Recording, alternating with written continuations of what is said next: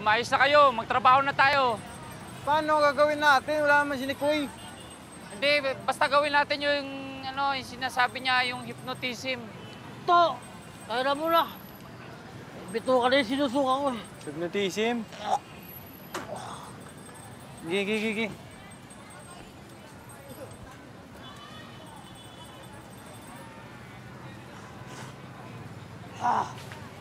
Man, Oh, saan ka ba galing ah?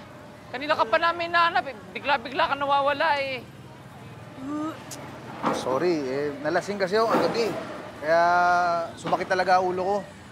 Sensya na. Si Toto. Ayun. Bata, naanto ka? Hindi, bakit? Naanto ka eh. Hindi nga eh. Tumingin ka sa mata ko. Aantukin ka. Aantukin ka. Aantukin ka.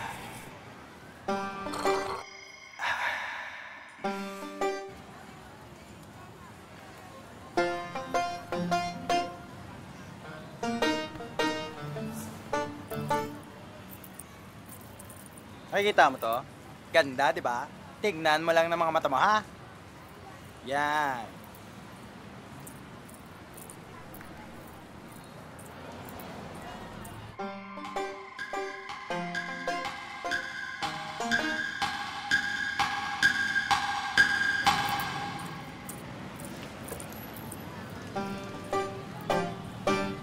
Bobo ang puta.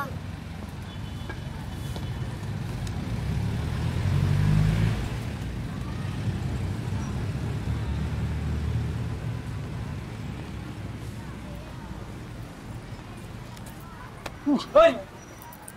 Kari, Ano ba, hindi palpak? akala ko ba effective yung hypnotism?